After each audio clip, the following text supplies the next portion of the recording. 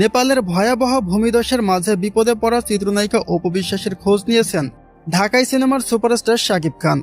প্রতিবেশী দেশ নেপালে ঘটে যাওয়া প্রলয়ঙ্করী এই প্রাকৃতিক তাণ্ডবের সময় অপু বিশ্বাসের অবস্থানরত এলাকায় মারাত্মক জীবন ঝুঁকি তৈরি হওয়ায় চারদিকে যখন চরম উৎকণ্ঠা, ঠিক তখনই শাকিবের খোঁজ নেওয়ার এই চাঞ্চল্যকর গুঞ্জনটি উঠে আসে, যেটা মুহূর্তেই ছড়িয়ে পড়ে গোটা সোশ্যাল মিডিয়ায়।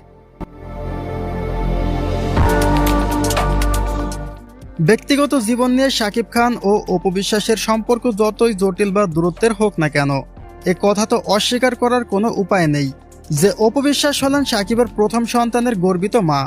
সুতরাং সন্তানের ভবিষ্যতের কথা চিন্তা করে এবং মানবিক জায়গা থেকে হলেও অপু বিশ্বাসের এমন বিপদের দিনে তার ভালো মন্দের খোঁজ নেওয়াটা একজন দায়িত্ববান মানুষ হিসেবে শাকিবের অন্যতম প্রধান কর্তব্য।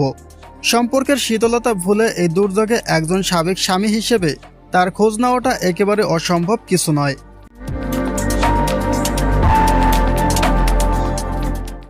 যদিও এই খবরের সপক্ষে শতভাগ পোক্ত বা দৃশ্যমান কোনো প্রমাণ বা অফিসিয়াল কোনো নিশ্চিতকরণ নেই, তবুও নেপালের এই ভয়াবহ পরিস্থিতির কথা মাথায় রেখে ভক্ত বিশ্লেষকদের অনেকে মনে করছেন যে এই গুঞ্জনটি পুরোপুরি ভিত্তিহীন নয়।